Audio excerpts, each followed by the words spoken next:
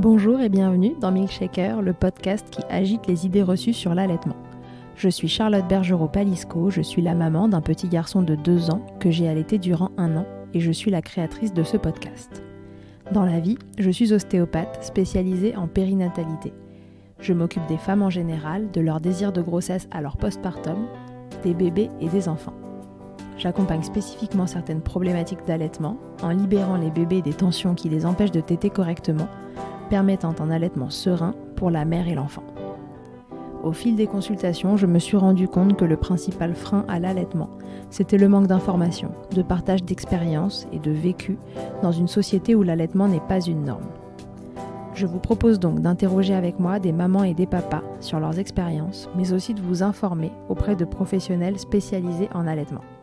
Mon objectif est simple, vous informer, vous donner les clés pour faire des choix en conscience, banaliser l'allaitement sous toutes ses formes, vous le rendre plus accessible, plus facile et alimenter ce fameux village dont on a tant besoin pour élever un enfant.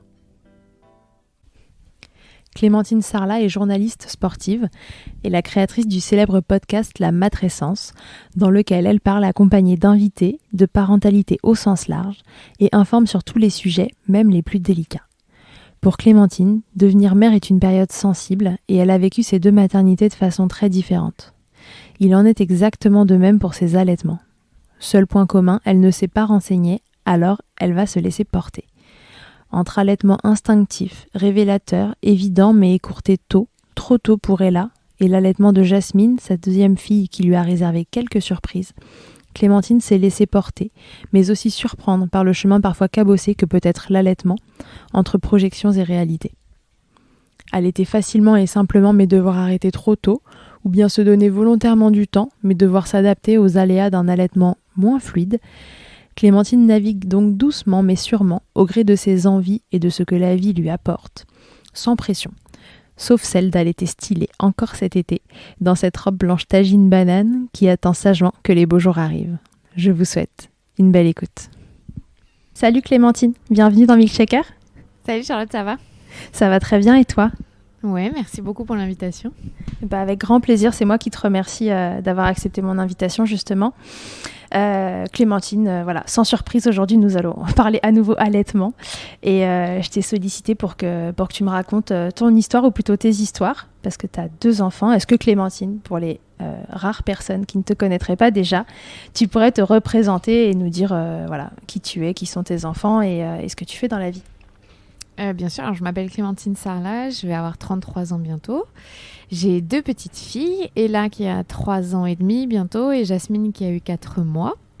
Je suis podcasteuse, journaliste, prof de yoga pré- et post-natal, event host, enfin bon, je sais pas, j'ai plein de... Je suis une slasheuse. T'es une slasheuse. Ouais, voilà. Avant, j'ai été longtemps journaliste à la télé. Et puis quand j'ai eu ma première fille, au bout d'1 an, j'ai tout quitté parce que ça correspondait pas du tout à la vie que je voulais mener avec elle et c'était trop difficile et j'ai eu la chance de lancer le podcast La Matrescence et que ça marche et aujourd'hui c'est aussi mon métier donc je suis hyper fière de ça d'ailleurs. Je le dis pas souvent mais c'est vrai. Tu peux. Et ouais, merci. Et j'ai allaité mes 2 filles, voilà. D'accord, donc c'est ce qui nous amène aujourd'hui, c'est que tes 2 enfants ont été allaités. Et ton témoignage, il m'intéressait Clémentine parce que voilà, tu l'as expliqué, tu as changé de vie finalement après la naissance de ta première fille et donc j'avais envie de voir avec toi comment ce changement de vie finalement il avait influé ou pas sur tes allaitements. Donc déjà pour voir l'âge, est-ce que tu peux me dire quelle vision éventuellement tu avais de l'allaitement avant que tout ça commence finalement ? Est-ce que pour toi c'était une évidence que tu allais allaiter ? Est-ce que tu t'étais dit pourquoi pas, si ça fonctionne tant mieux, sinon tant pis voilà. C'était quoi le prérequis pour toi ? Clairement, j'avais dans la tête que je ne voulais pas allaiter. Je ne sais pas pourquoi. J'ai été allaitée, ma sœur a été allaitée. J'ai vu plein de photos de ma mère qui allaite. Mais je sais pas, je me disais c'est pas pour moi et en fond, la question, c'était plutôt je veux qu'on soit à égalité. Enfin, c'est pas la question. Le postulat, c'est je veux qu'on soit à égalité avec mon mec. C'est hors des questions que j'allaite et que ce soit moi qui fasse tout. Je veux qu'il fasse autant que moi. Donc, j'ai vraiment abordé l'allaitement sous cet angle, en mode militante et pas du tout renseignée sur quoi que ce soit de cette question. Et au 8e mois de ma grossesse, on a fait les cours de prépa à l'accouchement avec mon mec et on a eu un cours sur l'allaitement que j'ai trouvé très bien fait parce que nous a expliqué les avantages et les inconvénients de l'allaitement et les avantages et les inconvénients du biberon. Et en fait, sans nous dire allaiter c'est mieux, prendre le biberon c'est mieux, peu importe, elle nous a juste exposé les choix qu'on avait avec de l'information, et ce qui pour moi c'est crucial. Et là je me suis dit ok, bon ben je vais essayer la tétée d'accueil et pourquoi pas les 3 premiers jours avec le colostrum. Et en fait à partir de ce jour-là, donc tu vois on était peut-être 5 semaines avant l'accouchement. Et ce qui était chouette aussi, c'est que mon mec, ça n'a jamais été une pression ni pour l'un ni pour l'autre. Il m'a juste dit tu fais ce que tu veux. Enfin, on n'en a pas trop discuté finalement. Donc je suis arrivée à la maternité en me disant je vais tester. On verra bien. C'était advienne que pourra, ça se tente. Avec donc, en revanche, zéro information sur ça se passe comment l'allaitement, qu'est-ce qu'il faut faire, le développement, la croissance. Enfin, zéro, juste je savais ce qui me correspondrait ou pas et j'ai fait le choix de dire on tente. Ok. Et alors comment ça s'est passé ? T'as accouché ? L'accouchement s'est bien passé ? Non, enfin, sur le coup, je me suis dit, ouais, l'accouchement, c'était bien. Et puis, après avoir gratté, avoir compris tellement de choses, je sais que pas du tout, c'est pas un accouchement que je souhaite. Enfin, c'est un accouchement que je ne souhaite pas aux femmes, en fait. C'est un accouchement qui s'est bien passé pour le milieu hospitalier et qui est une norme, mais qui, je répéterai pendant de longues années, ne devrait pas être la norme. Et donc bon, j'ai quand même fait du pot à pot assez rapidement, mon mec aussi, puis on est reparti en chambre. Bon, tout ça, je te parle d'un truc qui est assez flou, hein, je pense que pour toutes les femmes, ce moment-là on est un peu dans le pâté, hein. On va là être un peu loin, mais non, j'ai envie de te dire, je me souviens de sa mise au sein, mais je m'en souviens pas. Mais en tout cas, je sais que je l'ai fait. Et je me souviens surtout que les 3 premiers jours, elle était collée à mon sein, enfin elle était tout le temps sur mon téton, donc elle m'avait fait un peu mal, forcément. Et je me souviens surtout qu'au bout du 2e jour, alors que j'expliquerai après pour Jasmine, c'est comme ça que se passent mes allaitements en vrai. Au bout du 2e jour, elle prenait pas grand chose. Et ben ils m'ont dit oui là, ils ont fait le petit test de glycémie, ça va pas du tout, il faut lui donner un biberon. Ok, sans qu'on m'explique, on va vous accompagner, t'inquiète pas, l'allaitement c'est comme ça, mais ça va venir. Donc ils lui ont filé un petit biberon, voilà. Et je me souviens que ça a été aussi un moment en mes suites de couches où j'ai pleuré, beaucoup pleuré, parce que je me sentais nulle. Je m'étais dit, mais en fait je suis pas capable de l'allaiter, de lui donner à manger, pourquoi elle prend pas, pourquoi ça fait mal, alors que j'avais pris ma décision de me dire j'essaye quoi. Tu vois, c'était frustrant ce contraste de me dire bon bah... Déjà, j'ai l'impression de faire un grand pas parce que je le tente et à côté de ça, je me sens pas trop soutenue, quoi. Donc, ils lui ont filé ce biberon, ce qui a dû retarder ma montée de lait, forcément, puisqu'elle n'a pas tiré sur mon sein. Et moi, j'ai pas eu la sensation de monter de lait 3 jours après. Vraiment pas. Parce que ma mère elle me disait, mais t'as pas mal au sein, tu dois pas aller sous la douche. Je dis, non, franchement... Ok, ça va.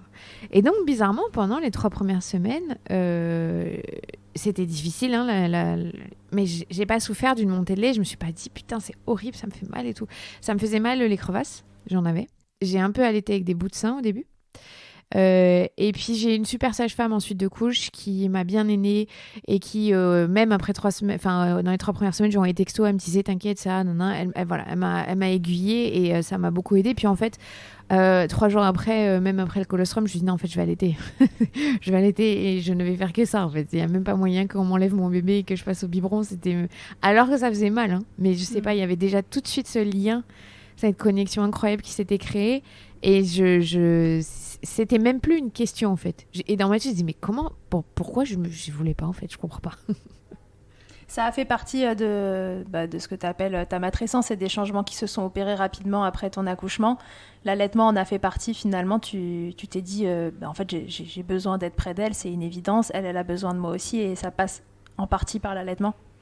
Je pense que je l'ai déjà dit plusieurs fois je crois, mais pour moi, mon accouchement, il n'a pas été idéal puisque j'ai pas du tout ressenti une vague d'amour quand elle est née. Alors vraiment pas. C'était vraiment le soulagement de enfin c'est fini, j'en peux plus de ce calvaire là. Je sais même pas où elle était. Enfin, voilà, c'était pas. J'ai eu mon bébé. Par contre, l'allaitement, ça a tout de suite créé ce truc, cette bulle d'amour incroyable et ce tsunami d'amour. Je pense plutôt que c'est l'allaitement qui me l'a créé et pas l'accouchement. Donc vraiment, ça a été une symbiose et une évidence. Et c'était très charnel et c'est vrai, je pense que c'est inexplicable. Et même des fois, je regardais mon mec, je dis franchement, je suis triste pour toi que tu connaisses pas ça.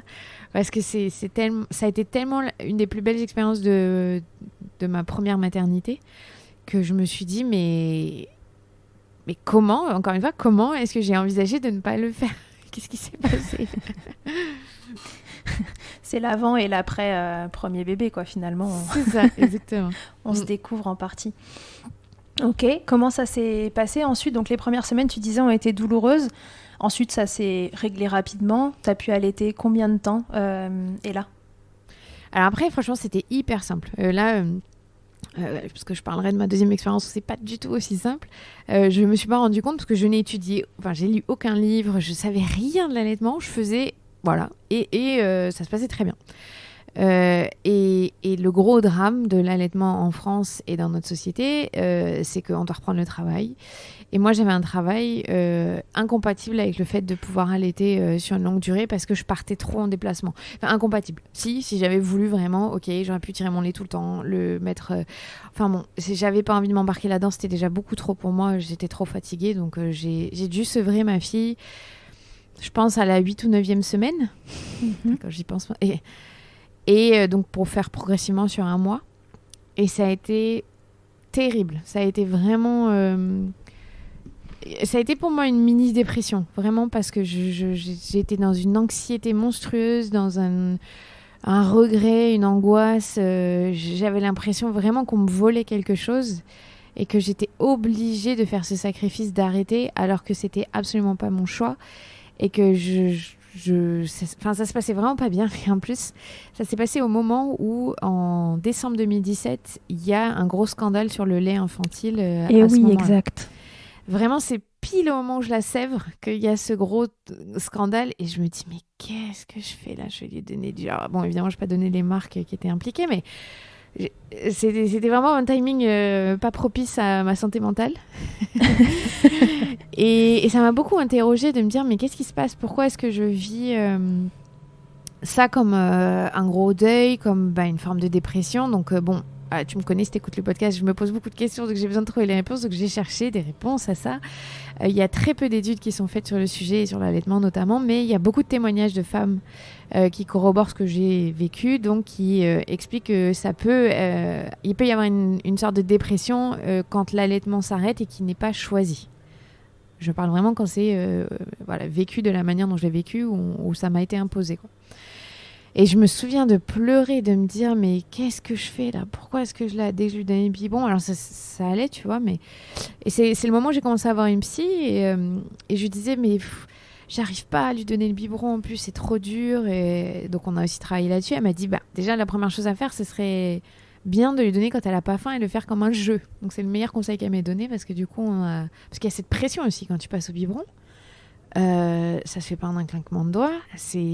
T'as pas envie de voir ton bébé refuser de manger, alors que tu sais qu'à disposition t'as ton sein qui peut tout calmer. Ouais, c'est très compliqué. Et toi, t'as ce qu'il faut dans les seins, t'as de surcroît pas envie de lui donner le biberon. C'est ça, il y avait aucune raison.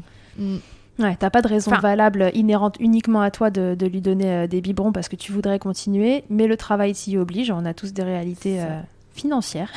C'est ça. Aussi, il faut reprendre le travail et à cet instant-là, en fait, de toute façon, t'as pas envie de lui donner le biberon, quoi. Non. Donc voilà, ça a été une grande étape. Et tu vois, quand j'y repense, elle n'avait que 8 semaines. C'est tellement ouf quand tu sais comment c'est galère l'allaitement, la mise en place, le rythme. Et tu dis, Et en fait, c'est là que je me suis rendu compte. C'est au moment où, pour toutes les femmes, quasiment, ça commence à être... ça commence à se mettre en place, à être quelque chose de beaucoup plus serein. Et c'est là où soit on fait le choix de tirer à l'été, et c'est quand même un sacrifice qui est fort, parce que l'allaitement c'est pas simple, mais quand tu as cette récompense, cette chaleur de ton bébé contre toi, c'est pas pareil. Par contre, quand tu as le tire-lait, on est d'accord que c'est pas la même sensation, quoi. C'est moins sexy, ouais, moins sympa. C'est sûr. Oui, et puis comme je dis, voilà, 8-9 semaines, donc voilà, ça fait 2 mois. Ou 2 mois et demi, c'est aussi la reprise du travail classique. Quand on est salarié, c'est le nombre de semaines qu'on reste à la maison. Et moi, je disais toujours, j'ai repris un peu plus tard, mais c'est aussi la période où les bébés ils commencent vraiment à s'éveiller, quoi. Et donc, stopper ce lien qu'on a mis en place à la période où eux commencent à s'éveiller, à être vraiment dans l'échange, etc., c'est un crève-cœur. C'est trop tôt, ça, de toute façon. C'est pas... Ah, c'est sûr. C'est dur. Mais j'étais hyper fière d'avoir essayé l'allaitement et d'être tombée amoureuse de l'allaitement finalement, et de m'être dit ouf, je suis pas passée à côté de ça. Voilà, c'était mon choix et je comprends tout à fait que ce soit pas le choix de toutes les femmes.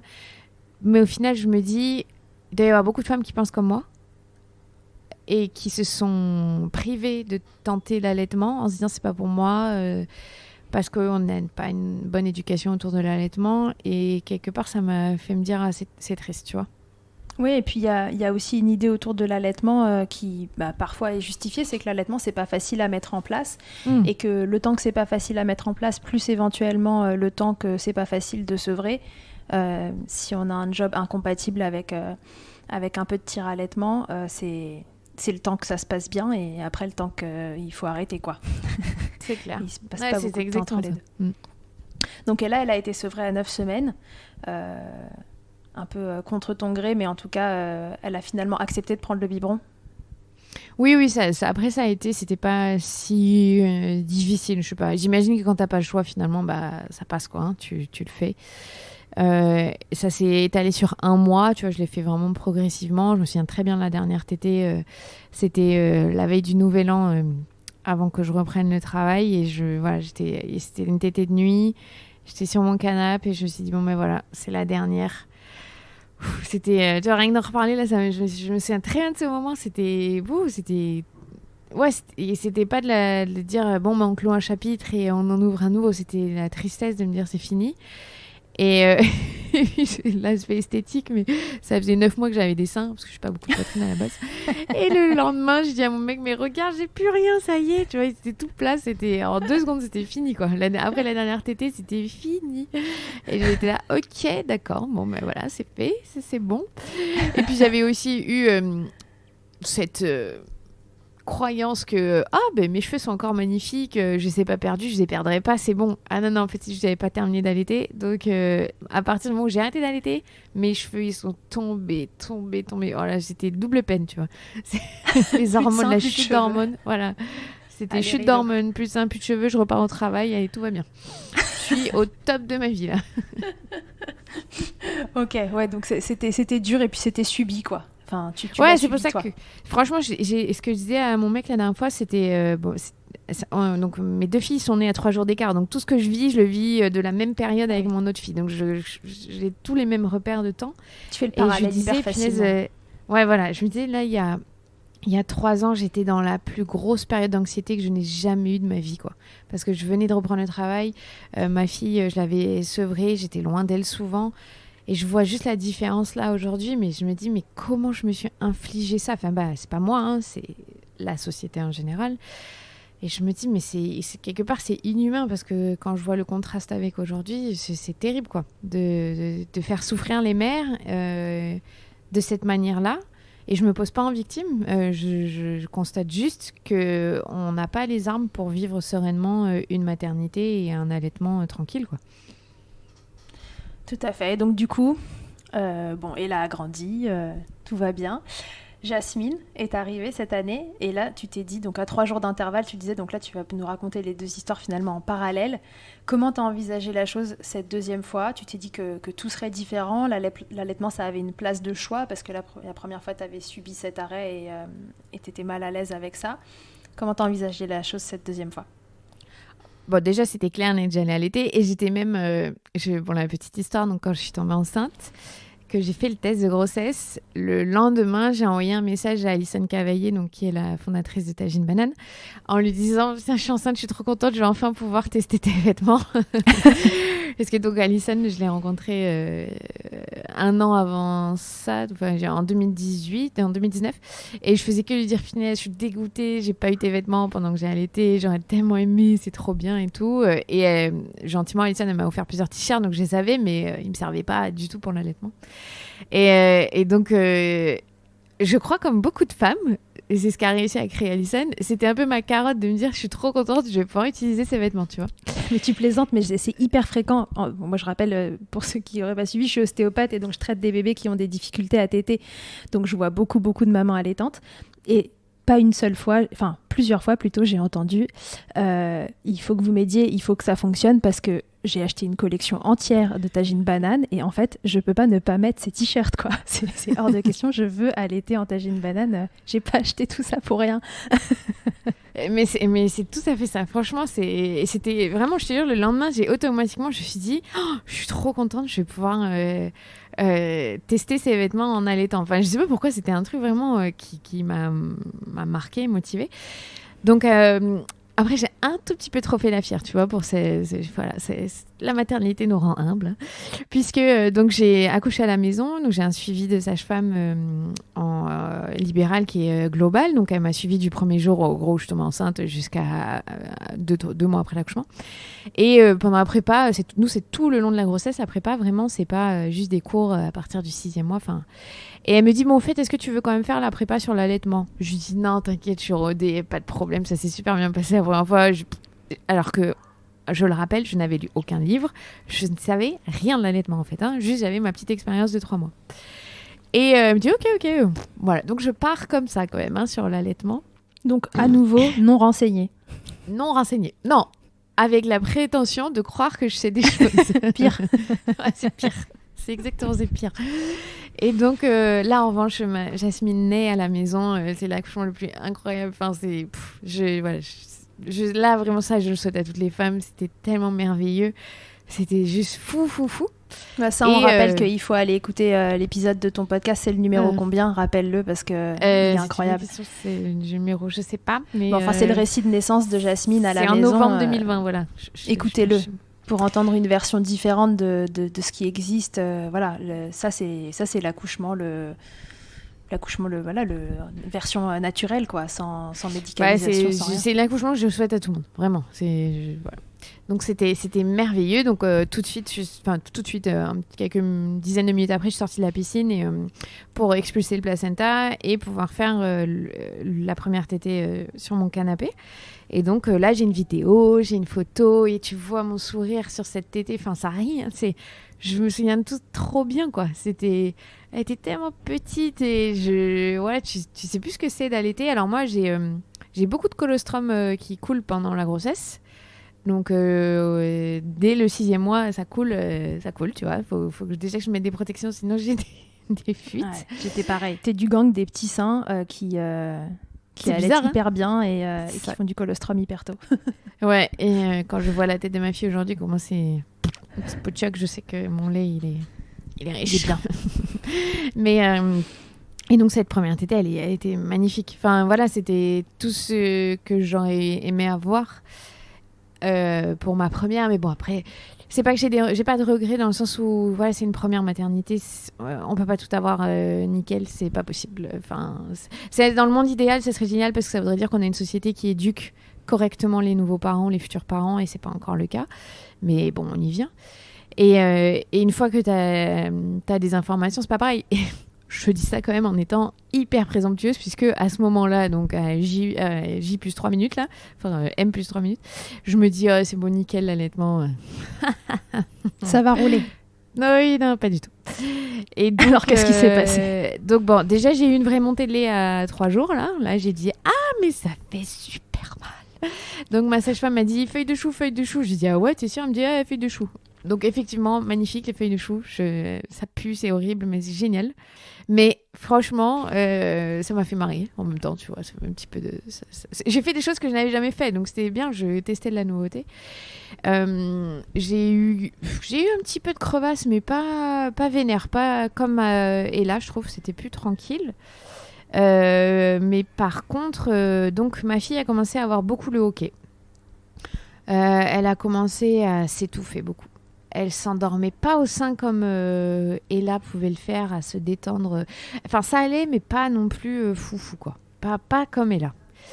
Et puis, donc je commençais à sentir que ça pinçait un peu. J'avais jamais eu cette sensation avant. Et puis, vers la 6e semaine, j'ai un engorgement. Et donc là, en revanche, je suis partie pour me dire que j'allaite le plus longtemps possible.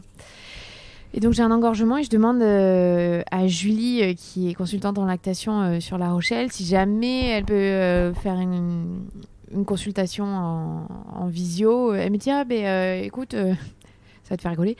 Je vais voir Marie K.O., donc, avec qui tu as fait un épisode. Demain, t'es sur ma route, si tu veux, je m'arrête et je vais voir Marie après. Ah, je dis, bah oui, avec plaisir. Parfait. Vraiment. Donc, première fois de ma vie que je fais une consultation en lactation. Et donc là, en fait, elle me dit, oui, bon, alors... en gros, mon engorgement, c'était plutôt dû au fait que j'avais eu un soutif qui me serrait trop, que j'avais mal réglé. Et elle me dit, bon, par contre, là, je pense que ta fille, elle a des freins. Je dis, comment ça? Elle me dit, bah, regarde sa lèvre. Donc, j'avais jamais capté, mais la lèvre du haut ne s'est jamais retroussée. Et c'est vrai que je voyais qu'elle était un peu en mode tortue, là. Tu vois, une tortue qui rentre tes lèvres, là, en haut. Et donc, on regarde tout ça, comment elle prend le sein, comment je l'allaite. Et avec Ella, jamais de ma vie, j'ai dû lui faire un row. Jamais. Et Jasmine, c'était tout le temps. Obligatoire. Obligatoire le row, milieu de tétée, fin de tétée, enfin tout le temps. Ouais, le row, c'est un signe de prise d'air, hein, tout simplement. Donc, c'est que la ventouse, elle est pas bonne. Et elle a le lait qui coulait. Enfin, en fait, d'un coup, il y a plein de petits signes. Elle a la bulle sur la lèvre du haut. Plein de petits signes que je capte, que je n'arrive pas à faire le lien, que c'est le problème d'un frein. Tu connaissais les freins? Tu savais que ça existait? Oui, mais je crois que Marie venait d'en parler sur les réseaux sociaux, Marie Little Mumbao, avec sa fille, avec Summer. Donc j'avais vite fait regarder, je dis ok.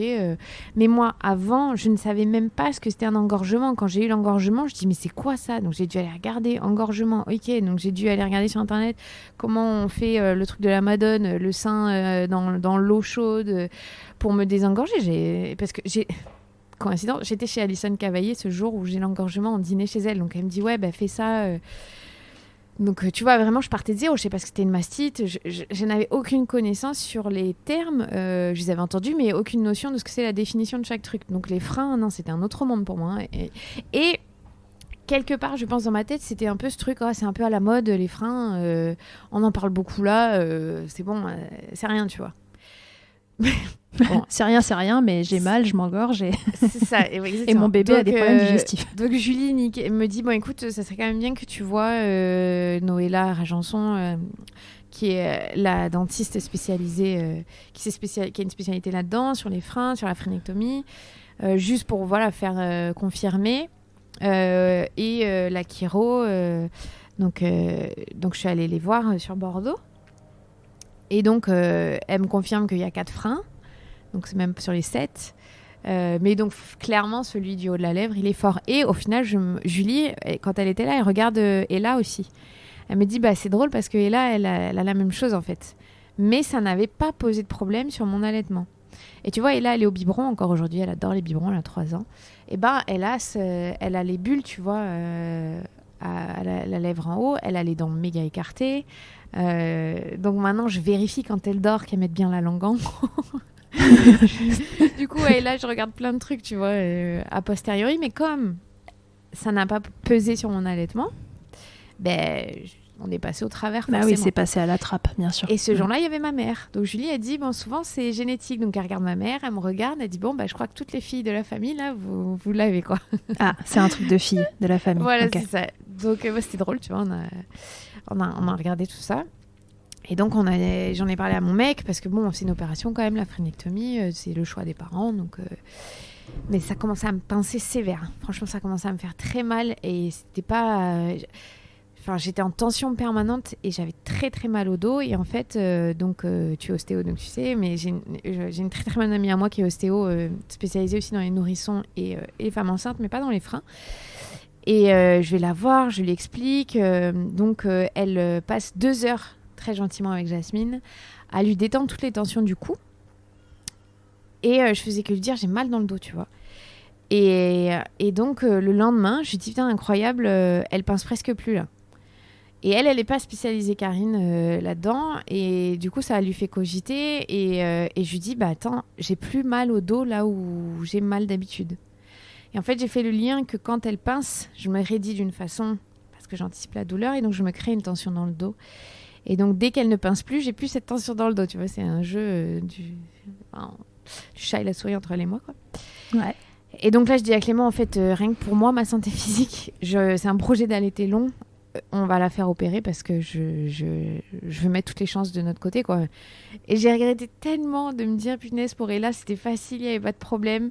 Et j'ai dû écourter. Et là, je vais faire un truc long et ça va être un peu le parcours du combattant. Donc, on l'a fait opérer 2 semaines après ça, je crois. Ouais. Avec la docteure Rajonson. Et bon, c'est... Comment ça s'est passé ? Bon, ils sont super, hein, l'équipe, donc c'était génial. Moi, je suis pas très Clément, stressée, il était mais... OK, il était pas réticent, il avait pas peur de cette intervention ? Je pense que si, mais lui, il est très, très sensible à la douleur physique de nos enfants, contrairement à moi. Moi, je suis très sensible à la douleur psychique. Chacun son truc. Voilà, lui, ça le paniquait complet. Moi, ça va, c'était pas... Je suis pas stressée de ces trucs-là, je sais que ça passe. Mais bon, quand elle est revenue de l'opération, elle était en hyperventilation. Enfin, c'était particulier, quoi. C'est un moment, faut accepter que son nourrisson de 8 semaines soit dans un état de détresse quand même, tu vois. C'est une opération. Mais comme tout le monde, je pense que ce qui fait peur dans ces opérations-là, c'est la post-op. Hein. C'est pas tant l'opération en elle-même qui est compliquée, c'est de faire les soins derrière. Donc, il faut leur passer le doigt dans la bouche, leur ouvrir passer sur la cicatrice. C'est des douleurs, quoi, pour eux. Franchement, c'est compliqué. T'as senti la différence tout de suite ? Comment ça a évolué après la phrénotomie ? Non, je dirais pas tout de suite. Non, et on est très honnête, et je trouve que Noëlla, elle est très honnête sur l'épisode qu'elle fait avec toi. Elle le dit, ça ne résout pas tout. C'est vraiment le départ, ça va aider, mais maintenant, c'est à nous de faire du taf, de les rééduquer. Donc, et donc, tu vois, dès qu'elle commence à repincer, j'ai retourné voir Karine, ma copine, parce qu'elle passait 2 heures à lui redétendre toutes les tensions du cou, et franchement, chaque fois, ça faisait la différence. Donc, franchement, dans les premières semaines, pas du tout. Enfin, pas du tout. Moins de hockey, quand même. Mais elle s'étouffait tout le temps au sein, elle s'arquait, elle s'agaçait. C'est stressant, hein, quand ton bébé... Moi, ma fille, elle s'endort pas au sein. Tu vois, c'est pas pratique, ça. Quand on allait, c'est quand même un désavantage. C'est vrai. Oui et non, on va dire, parce que du coup, elle peut s'endormir toute seule. Ah, si elle s'endort toute seule, alors. Voilà. Non, mais tu vois ce que je veux dire ? Je sais aussi la difficulté que c'est d'arriver à sortir de l'habitude au bout d'un moment pour les mamans, parce que c'est fatigant de toujours devoir endormir au sein. Ça arrive de temps en temps qu'elle s'endorme au sein. Et moi, c'est une victoire quand elle s'endort au sein. Je me dis, c'est qu'elle est bien, c'est cool.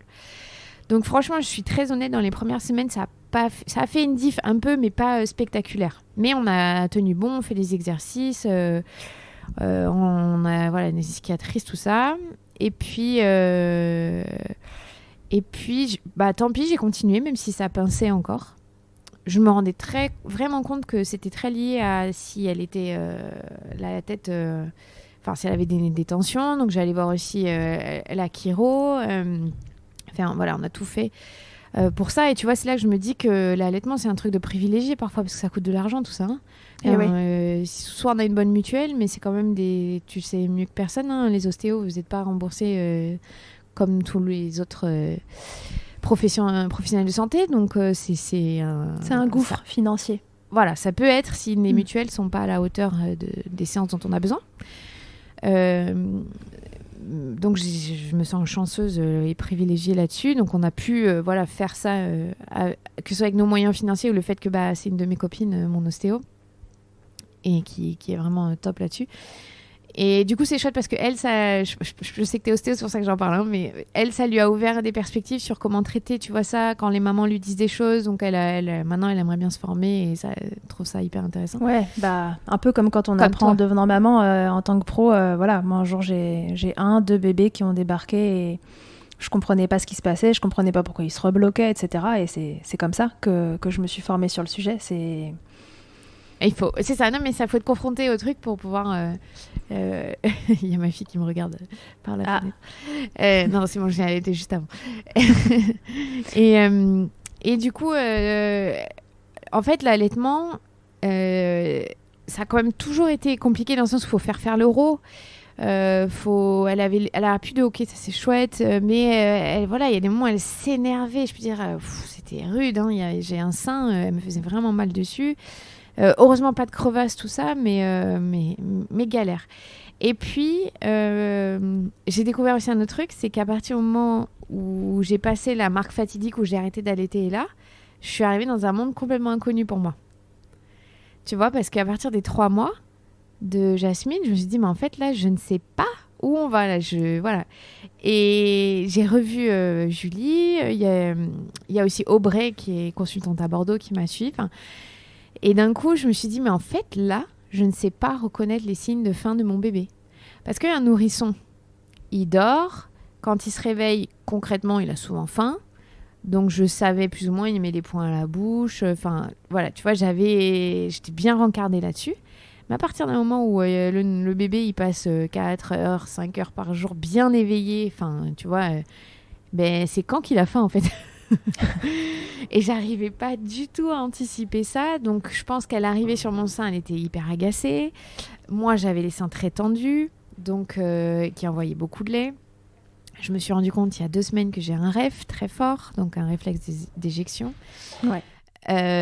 Grâce à une personne sur Instagram avec qui j'ai discuté, tu vois, sur ça, qui est aussi spécialisée dans la lactation, et qui me dit, mais est-ce que tu manges beaucoup de trucs galactogènes? Alors je dis, attends, galactogène, c'est quoi déjà? Tu vois, pour te dire comment je suis quand même à la ramasse.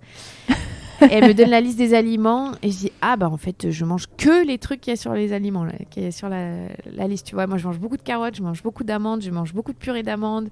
Enfin bon, bref, elle me dit, oui, bah peut-être essaye de diminuer pour voir. Et effectivement, tu vois, depuis 2 semaines, j'ai diminué. Je n'ai plus autant de rêves, donc elle s'étouffe beaucoup moins. Et je te dis tout ça parce que comme je sais que ça fait 2 semaines que je fais ces épisodes avec toi, j'essaie de réfléchir à tout ça. Mm-hmm. Et en fait, ça fait 2 semaines où c'est cool, là. J'ai quasiment que des tétés où elle me fait pas mal. Et où elle commence à retrousser sa lèvre. Donc tu vois, l'opération, c'était à ses 9 semaines, 10 semaines. Et elle a 4 mois. Et on m'avait prévenu que retrousser la lèvre, c'est un vrai exercice, que ça allait mettre beaucoup de temps. Et là, je commence à voir qu'elle y arrive. Donc t'imagines, il faut persévérer, quoi. C'est vraiment une rééducation, en fait, après la frénotomie. Il faut considérer la frénotomie pas comme une solution. Alors, parfois, c'est une solution d'urgence quand les bébés n'arrivent pas à s'alimenter, etc. On sectionne et puis voilà, ça fait quand même passer un cap. Mais dans les tableaux un petit peu plus filous, comme le tien, où les démarrages, ça passe, et puis on commence à avoir des troubles digestifs, etc. Il faut le voir éventuellement comme quelque chose de rapide, parce que parfois ça va mieux très rapidement, mais très souvent, il faut plutôt le voir comme quelque chose à long terme, finalement. On le fait pour libérer cette langue, libérer sa mobilité, qu'elle se positionne correctement dans la bouche, qu'elle stimule bien le palais, qu'elle configure la mâchoire et les maxillaires de la bonne façon.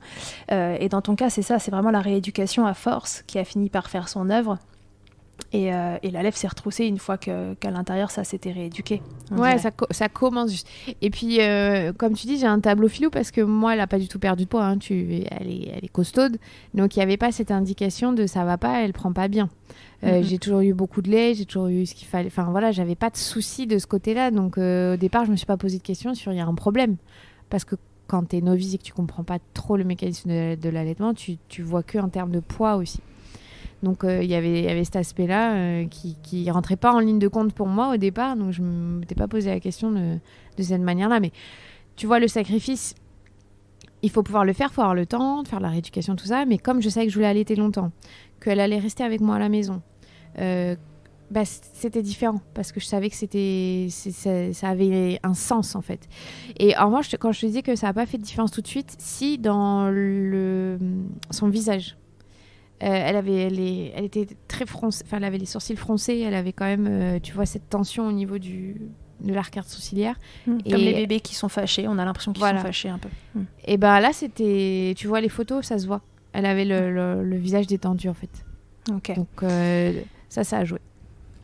On dit que dans l'allaitement et de surcroît quand il y a une prise en charge autour des frénotomies, c'est hyper important l'accompagnement qu'on a autour.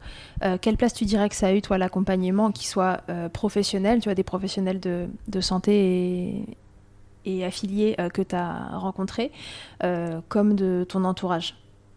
Ouais, non, j'étais super bien accompagnée. Je trouve que c'est ce qui aussi nous a fait décider de le faire. C'est que Noëlla, elle a plein de professionnels autour d'elle. Elle insiste vraiment là-dessus, que c'est pluridisciplinaire, tout ça. Donc, de ce côté-là, c'est top, franchement.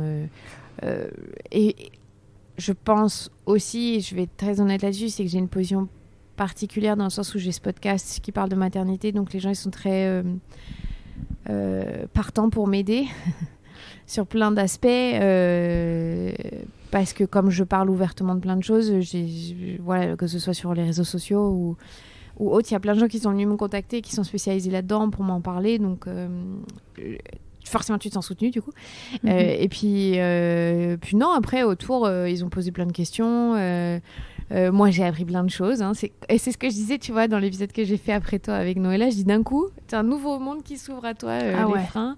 Rien que la position de la langue. Mais moi, en tant qu'adulte, j'y pense tout le temps maintenant. Comment je mets ma langue quand je vais me coucher? Il y a des soirs où j'ouvre la bouche. Je me dis non, remonte ta langue, ferme la bouche. Tu vois, ça joue sur moi aussi. Oui, ça t'a même fait faire du coup un épisode sur les freins de langue pour la matrescence. Et exactement, ouais, carrément, parce qu'une fois que j'ai partagé l'expérience sur les réseaux sociaux, j'ai eu 100 000 questions. Donc j'avais redirigé vers ton épisode. Et après, je dis, attends, peut-être que les gens, ils ont vraiment des questions. On va refaire un truc avec leurs questions à eux. Oui, et aussi parce que, comme tu l'as bien dit, ça concerne pas que les bébés allaités, en fait, ces histoires de freins de langue. C'est un truc qui est mis en lumière plus facilement par l'allaitement, parce que souvent, il y a un petit désordre qui se crée à un moment. Mais en fait, ça concerne tous les bébés, donc ça concerne le postpartum. Voilà, ça concerne et les adultes. En fait. Et les adultes en plus qui n'ont pas été traités, donc finalement tout le monde est concerné. Donc c'était intéressant. Et tu vois, maintenant ici pour l'allaitement, j'entre donc dans une nouvelle phase où j'ai un bébé très éveillé et où, des fois, elle s'arrête, elle regarde. Moi, j'ai jamais eu ça avec Ella parce que c'était un nourrisson. Où elle fait des pauses à des moments pas du tout propices parce que j'ai le jet qui va dans tous les sens et je suis là, mais non, mais remets ta bouche.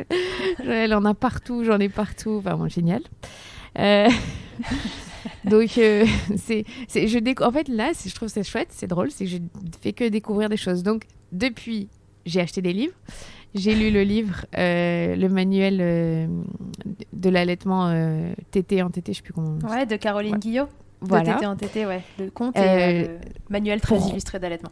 Exactement, donc comme ça, j'ai balayé un peu tous les trucs, j'ai compris ce que c'était une mastite, enfin voilà, tu vois, j'ai quand même des notions un peu plus correctes sur l'allaitement. J'ai lu le livre de Ina Megaskin, le guide de l'allaitement au naturel, je trouve qu'il était très intéressant aussi. Donc je me suis quand même un tout petit peu plus documentée, je repose des questions à Julie, qui est la consultante en lactation, enfin voilà, je m'intéresse à plus de choses. J'ai aussi fait le lien avec la vitamine D. Donc nous, notre fille, je lui ai donné 5 vitamines D différentes. Les 5, c'est vomi dans les 5 minutes qui sortent. 5 minutes, mais même pas. Un vomi, c'est pas une régurgitation, un vomi, un geyser. Toutes les vitamines D. Il n'y en a pas une qui passe. Pas une seule qui passe.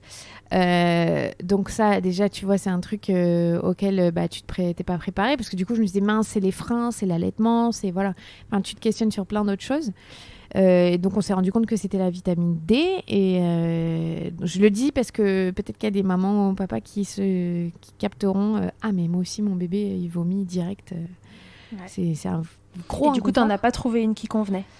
Du coup moi j'en prends une de toute façon de base tous les jours, j'ai 3 gouttes et j'en ai mis 10 et elle prend par mon lait. Donc on fait comme ça pour l'instant jusqu'à ce qu'un jour elle tolère mieux ça, j'imagine, ça viendra. Mais tu vois, ça découle de plein de petites choses après où tu te poses des questions sur plein de trucs. Et voilà, là, on est à 4 mois de sa vie et l'allaitement, là, je dirais que c'est cool, tu vois. Mais c'est un bébé qui tète encore toutes les 2-3 heures la nuit. Voilà. Elle n'a pas encore réussi à enchaîner. Quelquefois, elle a enchaîné 4-5 heures. Ouais. Mais on n'y est pas. Bon, en même temps, elle est costaude, hein, donc ça se voit qu'elle mange bien, quoi. On n'est pas inquiet, elle mange assez. ouais, elle aime ça. Alors tu dis, cette fois-ci, j'ai envie d'allaiter longtemps, je vois ça comme un projet à plus long terme. Est-ce que tu t'es fixé un objectif?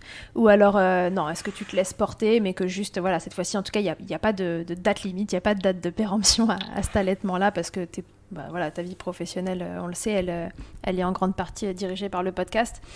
Alors c'est quoi? Est-ce qu'il y a un objectif ou pas pour cet allaitement? Non, j'ai pas d'objectif et je vais faire rigoler, mais c'était très ridicule ce que je vais dire. Mais donc j'ai beaucoup de chance d'être très proche de Alison Cavaillé, encore une fois, qui est la fondatrice de Tagine Banane, et donc je peux voir les collections en avant-première. Du coup, tu vois, par exemple, nous sommes en janvier, je sais les collections qui vont sortir au printemps qui sont trop belles. Et déjà rien que ça, c'est ma carotte. Tu vois, juste ma carotte de me dire c'est mort, je n'allaite pas avant d'avoir testé ça. Et tu vois, pour la naissance de Jasmine, elle m'a offert la robe blanche qu'elle a sortie, qui est incroyable. Elle m'a dit bon, c'est ma dernière, tu vois, il en reste plus, je l'ai gardée pour toi. Et le problème c'est qu'elle me l'a offert. Jasmine est née fin septembre, j'ai pas pu la mettre parce que c'était. Donc moi, je veux absolument pouvoir la mettre cet été, tu vois. donc clairement, non. Alors, ce qui est cool, c'est que je me suis pas fixé d'objectif. C'est ça, c'est chouette parce que c'est pas de pression. On verra.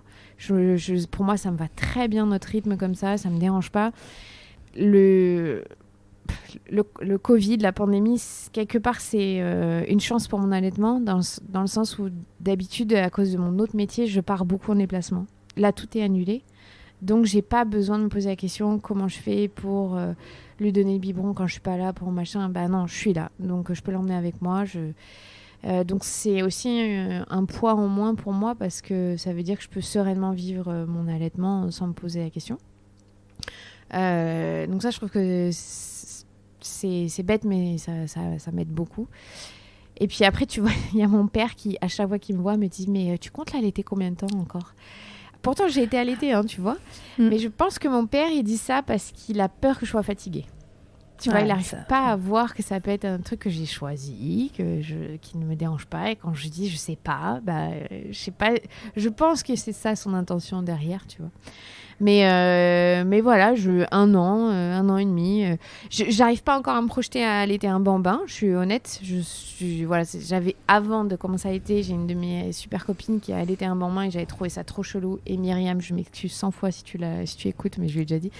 Et aujourd'hui, je comprends très bien pourquoi elle a fait ça, tu vois. Donc, j'arrive pas à m'imaginer le faire. Mais comme tout, je vais être humble. Et ça se trouve, dans 2 ans, je serai encore en train d'allaiter. Donc, j'en sais rien. Peut-être. Tant que c'est possible, je le fais, franchement. Et puis, tu vois, hier et avant-hier, j'ai partagé sur mon compte le fait que... donc, je travaille dans le rugby aussi, qui est un milieu extrêmement masculin. Et quand j'ai repris au mois de décembre, je leur ai demandé, le plus naturellement possible par mail, est-ce que vous pourriez avoir une salle à ma dispo sur le match parce que j'ai besoin de tirer mon lait à la mi-temps. Et ils m'ont tout de suite répondu, mais avec grand plaisir, on te trouve une salle. Le mail, il est trop chouette, tu vois. On me disait que le PC sécurité n'aura jamais eu une aussi belle fonction. Enfin, tu vois, de la part d'hommes, dans un milieu d'hommes, c'est vraiment cool. Et donc, j'ai posté ça. Et tout de suite derrière, il y a un autre club de rugby qui m'a envoyé, mais nous, on t'offre la loge. Et un autre qui m'a dit, moi, je t'offre le plus gros bureau. Et tu vois, non, mais c'est con. Mais ça m'a fait me dire, OK, en fait, en étant hyper transparente, en montant de manière positive les choses, peut-être que je peux faire changer les mentalités et rendre ça un peu moins tabou dans des milieux d'hommes, parce que du coup beaucoup de femmes m'ont écrit derrière pour me dire moi je suis dans le bâtiment, c'est chaud, voilà, tous ces corps de métier qui sont traditionnellement réservés aux hommes, pour les femmes c'est quand même galère. Et tu vois, quand j'ai envoyé ce mail au responsable de la com de l'UBB, je l'ai fait en sachant que j'étais dans mon bon droit. C'est-à-dire qu'il n'a pas le droit de me le refuser. Donc, je connais mes droits. Donc, je l'ai fait sans le piéger, c'est pas ça. Mais de me dire, s'il me dit non, je sais ce que je peux lui répondre. Je sais qu'il n'a pas le droit de me dire non. Donc, on part d'un postulat où c'est simple. Je vais lui demander et il n'y a pas de galère, en fait. Et j'ai la chance d'avoir une position qui fait que je peux dénoncer les choses si jamais ça avait été illégal, ce qu'il m'avait répondu. Donc, ce qui n'est absolument pas le cas, je tiens à le dire, ils ont été géniaux. Donc, mais au fond de moi, je savais que j'avais cette option. Donc, je le dis parce que ça peut encourager les femmes à y aller franco et dire j'ai besoin de ça, c'est comme ça, et vous vous démerdez en fait. C'est dans vos droits. Voilà, c'est dans vos droits. En ayant cette idée en tête, c'est dans vos droits. Donc, tu vois, je sais que peut-être que je vais allaiter aussi pas longtemps, mais au moins quand je continue de travailler dans ce milieu-là pour dire, bah ouais, regarde, je peux être une meuf cool avec un micro à la télé et allaiter mon bébé, en fait. Juste pour les éduquer. Exactement. Puisqu'on parle d'homme, parlons de ton homme. On dit que la place du papa dans l'allaitement, elle est... Ah, il est pas loin. Ouais, c'est ça, il regarde. On dit que la place du papa, elle est importante dans l'allaitement, le soutien qui peut être. Je sais aussi que à travers ton podcast, tu milites, tu vois, en quelque sorte pour un partage des tâches dans le postpartum. Et l'allaitement, en fait plus que partie, puisque c'est quand même un gros job que de nourrir un bébé. Comment ça s'est passé chez vous? Comment, et la première et la deuxième fois, vous avez pu équilibrer ces tâches ou comment il t'a soutenu finalement? Est-ce qu'il a pu être là pour toi? Est-ce qu'il comprenait l'importance d'être là pour toi la première, la deuxième fois? Ça a été C'est une bonne question parce que ça a été un très gros sujet de discorde entre lui et moi et qui m'a fait beaucoup souffrir et qui m'a généré beaucoup de colère pour ma première fille parce que clairement il a été complètement absent. Mais vraiment, c'était chaud. C'est là que je me suis rendu compte à quel point les hommes sont éduqués pour être égoïstes quand même sur certains points. Parce que, tu vois, je vais te dire un truc tout bête, mais une fois, au bout de 3-4 semaines, je lui ai dit, est-ce que tu veux bien aller me chercher un petit déj? Il m'a dit non, j'ai pas envie. Et il s'est barré. Fine, ok. Voilà. Bon. Alors, je tiens à dire qu'aujourd'hui, c'est pas du tout le cas. Mais ça a été vraiment le choc pour moi de voir que... Et il m'a complètement laissé prendre en charge cette partie-là sans, en contrepartie, me prendre en charge. Tu vois, il y a une très belle image de The Rock. Je pense que tout le monde voit qui c'est, Dwayne Johnson. C'est une montagne, c'est un acteur américain qui a posté une image sur les réseaux sociaux où il nourrit sa femme qui, elle, est en train d'allaiter. Il dit, voilà, c'est ça notre rôle en tant que père. Et lui, c'est le summum de la virilité tel que les mecs l'imaginent, tu vois. On doit nourrir la mère pendant que la mère nourrit le bébé, tu vois. Je l'ai montré plusieurs fois à mon mec, parce qu'il est fan de The Rock. T'as vu? Et on a eu aussi un autre point, donc c'était pour te donner le ton sur comment ça s'est passé mon allaitement et comment il a pris soin de moi, c'est-à-dire néant. Ouais, on partait de là. Voilà, on partait de très loin. Et puis, il y a eu plusieurs fois où je lui disais que j'étais incommodée par certaines personnes qui m'observaient pendant que j'allaitais. Et lui, sa réponse a été de dire t'as qu'à aller te mettre dans la chambre aussi. T'as pas besoin de t'exposer, mais en gros, c'est à toi de t'enlever si t'es pas contente. J'avais trouvé ça tellement injuste parce que je disais, mais attends, déjà, moi, ma vie, elle est chamboulée de A à Z, la tienne pas du tout. Et pendant que j'allaite, il faudrait que je me coupe socialement. Non, je suis pas d'accord. En fait, j'aimerais que toi, tu me défendes et que tu dises, là, on peut la laisser tranquille, Clémentine. Mais tu vois, c'est-à-dire que je participe encore aux interactions, mais qu'il n'y a pas 4 regards qui sont sur mes seins, quoi, en gros. Et ça a été très difficile parce que je me suis sentie vraiment blessée par ça, par sa réaction, par le fait qu'il ne m'ait pas défendue, en fait, ni protégée, parce que c'est vraiment une période vulnérable. Et quand j'ai entamé ma thérapie, derrière, c'est quelque chose qui est revenu beaucoup de fois. Et il y a eu une fois où j'ai réussi vraiment à lui en parler et où il m'a demandé pardon. Et ça a été vraiment un moment de soulagement pour moi, où il y a beaucoup de colère qui s'est enlevée ce jour-là, parce qu'il m'a écoutée et qu'il m'a dit je ne m'en rendais pas compte que je devais te protéger ou que c'était si gênant pour toi. Et tu vois, j'ai un peu les larmes aux yeux en disant ça, mais parce que ça avait été tellement difficile de me sentir dans cette position de vulnérabilité que j'avais besoin de son soutien que j'avais pas. Et tu vois, quand j'ai eu Jasmine, bon, on était dans un autre état d'esprit. J'ai eu tous mes petits déj, tous mes repas. Enfin, il n'y avait aucun souci là-dessus. C'était vraiment pas un problème. Il s'est vraiment occupé de moi, de notre grande. Il n'y a pas de problème là-dessus. Mais il y a eu un moment où on s'est retrouvés dans cette même situation de personnes qui me gênaient pendant mon allaitement, on va dire. Et je lui ai tout de suite dit. Et j'ai eu peur en lui disant, parce que j'ai eu peur qu'il ait la même réaction. Et il m'a dit tout de suite, aucun souci, je m'en occupe. Et il l'a fait tout de suite. Oh, ça a été tellement, pour moi... je sais pas comment dire ça, tu sais, de se sentir comprise et de sentir que ce qui a de l'importance pour moi, il l'a vu. Oh là là, c'était trop beau. Et je pense que, tu vois, les personnes dont je parle, c'était pas mal intentionné, mais ça me gênait vraiment. Voilà. On a toutes vécu ça, je pense, à un moment dans l'allaitement. Hein. C'était quoi? C'était des regards insistants? Ouais, c'est des gens qui, tout de suite, quand j'allaite, viennent, tu vois. Enfin, restent collés et au lieu de me laisser tranquille, participer à la vie, tu vois, mais... J'avais vraiment du mal, tu vois, avec ça. Enfin, je me sentais dérangée, c'est mal à l'aise. Et tout de suite, il a réglé le problème, en fait, tout de suite. Et c'était génial. Enfin, voilà, c'était rien à voir, quoi.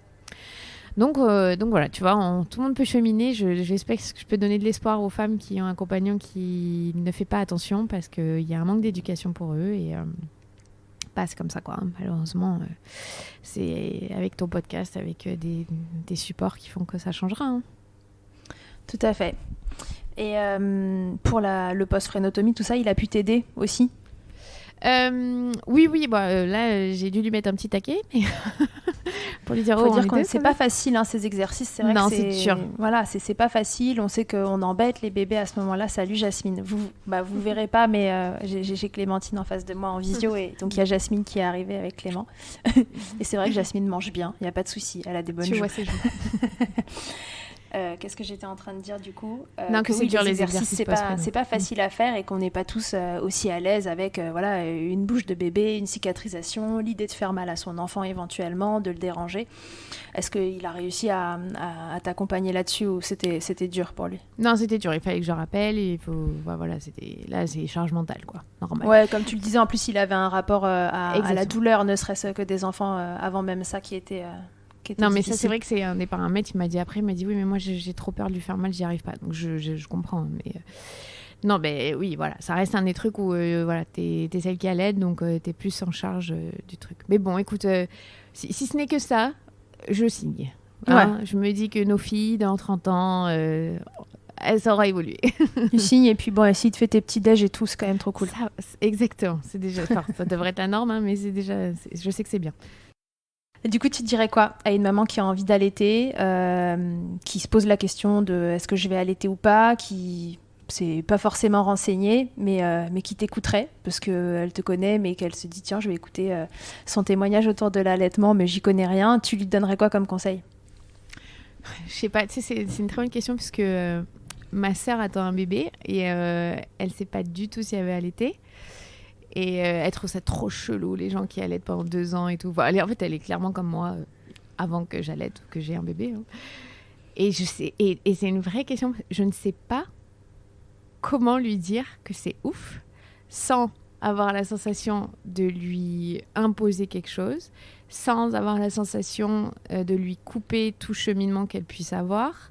C'est très compliqué. C'est dur, hein, donner des conseils. C'est vraiment pas un exercice simple. Ce qu'ont fait les sages-femmes pour moi était génial, c'est-à-dire avantage-inconvénient, on vous laisse le choix. Parce qu'une fois que tu as les informations, c'est que ton choix, et ça c'est très bien. Les femmes, elles ont le choix, elles ont le droit d'avoir le choix. Donc je ne sais pas ce que je pourrais dire, à part... Si c'était à refaire, tu t'informerais un peu, toi? Ou pas? Non, parce que finalement, tu vois, le choix, je l'ai fait. Et je l'ai fait en vraie conscience que c'était ça que je voulais à l'été, finalement. Donc non, je suis très contente du parcours que j'ai eu finalement. Et puis je pense aussi parfois quand tu te poses pas trop de questions, c'est peut-être plus simple. Je sais pas, tu vois, j'ai pas surinterprété les trucs de l'allaitement avec Ella, ça s'est fait. Bon, j'ai eu la chance, ça avait pas de frein. Mais non, je referai tout comme j'ai fait, tu vois. C'est juste de me dire, pour ma sœur, ça sert à rien que j'essaye de la convaincre en fait. Donc qu'est-ce que je peux dire à une maman qui sait pas c'est à elle de faire son propre chemin, quoi. Ouais. Mais encore une fois, faire son propre chemin en ayant les informations. Voilà. Vraiment, et en s'enlevant de la tête que c'est une aliénation d'allaiter son bébé, parce que malheureusement, il y a une partie, je le répète très souvent, mais une partie du féminisme qui est dans cette pensée-là, auquel nous, on est biberonnés, c'est le cas de le dire. Et c'est difficile de s'en défaire. Donc, il faut regarder les informations avec un autre regard. Et c'est le truc que j'ai eu du mal à faire, moi. Mais une fois que je suis devenue mère, c'est bon, c'était facile. Ok, et alors, du coup, l'allaitement, ça a changé quoi dans ta vie? Quelle place ça a pris dans tes matrescences? Mais je pense que ce que je te disais au début, c'est que le fait que j'ai pas eu l'accouchement... j'avais pas d'accouchement rêvé, mais j'ai pas eu un accouchement que je méritais. Ça m'a permis de créer ce lien très fort avec mon bébé. Donc, quelque part, ça a rattrapé le déficit que j'ai pu ressentir à la naissance de Ella. Contrairement à Jasmine, où clairement la naissance était incroyable. Donc, j'ai pas eu de problème de shoot d'amour, tu vois. Il n'y a pas de déficit là-dedans. C'était un vrai choix éclairé, donc pas de problème. Puis, ça a changé quoi? Plein de trucs, l'allaitement, mais plein de trucs. Oui, tu vois, alors si... Putain, ça fait depuis que je sais que tu m'interviews, j'y pense et je me dis il faut que je le dise et tout. Je pense que je suis pas du tout la seule, mais moi j'ai l'impression d'avoir 2 bébés différents. D'avoir le bébé que j'allaite et d'avoir le bébé que je vois en face de moi tous les jours. C'est-à-dire que la relation que j'ai avec Jasmine tous les jours quand je l'allaite, même physiquement, je trouve que c'est pas le même bébé. Le regard que je porte sur elle, comment elle me regarde. Et j'avais eu cette sensation avec Ella. Parce que tu le vois que de profil, parce qu'il y a quelque chose qui se joue, parce qu'ils sont abandonnés sur toi, parce que t'es la nourricière, donc t'as un rôle particulier. Et quand je vois là ma fille, tu vois, tu la vois à la face, ce n'est pas du tout le même bébé que je vois quand j'allaite. Et cette sensation est trop bizarre, mais j'ai l'impression d'avoir un bébé que à moi pour l'allaitement et l'autre bébé pour tout le monde, tu vois. Est-ce que c'est le côté un peu animal, tu vois, et instinctif de l'allaitement quand ils sont au sein ? Mais sûrement, mais je te jure que cette sensation, elle est trop bizarre. Parce que quand je la regarde, je me dis, mais non, c'est pas le même bébé que je vois quand je l'efface, vraiment. Et là, je sais que ça m'a fait ça. Ça t'a pas fait ça, toi ? Là, comme ça, non, je me souviens de mon bébé, tu vois, les yeux moitié révulsés, là, quand il se mettait au sein, et ça me fait penser à mon mec qui adorait le regarder commencer à téter, se brancher et commencer à sentir le lait arriver. Et là, c'était genre le gosse qui s'abandonne. Et il me dit, voilà, là, il a des yeux, on sent que c'est l'ultime bonheur, quoi. C'est clair, c'est ça. Ça me fait penser à ça. Ok, bon, bah écoute, je crois qu'on a fait le tour. Est-ce qu'il y a autre chose que tu t'es dit que tu voulais me dire ? Non, c'est bon, c'était le dernier truc, tu vois. Bon, alors, avant de partir... tu vas passer, comme tout le monde, à l'interview Fast Milk. Vas-y. Clémentine, quelle est ta tétée la plus insolite ? J'y réfléchis à celle-là, elle était trop facile. Quand je te dis qu'on est incroyables les femmes, j'ai allaité Jasmine en essuyant les fesses de ma grande qui faisait caca. Ça, c'est joli. Pas mal. C'est pas mal. Est-ce que c'est pas la deuxième question ? Quel est le truc le plus glamour qui t'a été donné de vivre durant ton allaitement ? Bon, soyons tout honnêtes, on va tous aux toilettes, aux toilettes avec notre bébé au sein. Faut être absolument clair là-dessus et aucune honte, on n'a pas le choix. Mon mec, quand il a découvert ça, il fait « Ah, mais c'est trop... » Je lui dis « Oh, attends, t'es gentil, tu crois que je fais comment sinon ?» Quand ils sont tout petits, qu'ils sont pendus au sein, t'as pas le choix. Le plus je saurais pas te dire, du coup. Mais tu peux me trouver un truc vraiment glamour, sans que ce soit ironique. Non, Bah si, c'est chouette, tu vois, la dernière fois j'ai fait une vidéo avec Alison pour Tagine Banane pour la Loloterie, où j'ai fait le rôle d'une présentatrice télé, donc mon métier, et où j'ai allaité Jasmine en plein direct, et je trouve ça ouf, et je me dis, mais en fait ça devrait être ça mon... Enfin, j'aurais pas à pouvoir allaiter en direct, mais si tu veux pouvoir faire mon métier en ayant mon bébé et pouvoir allaiter sans problème, quoi. Voilà, ça sera ça, on va dire, le plus glamour, cette vidéo... Okay. Loloterie. Je vous remettrai en story après la diffusion le lien de ce post. Ta position préférée, Clémentine, dans le Kama Sutra de l'allaitement ? Moi, j'aime bien être allongée dans le lit parce que c'est le seul moment pendant tout le post-phrénectomie où Jasmine ne pinçait pas la nuit, bizarrement. Toutes les tétées de nuit, pas besoin de faire l'euro, pas besoin de... Enfin, pas de sensation douloureuse.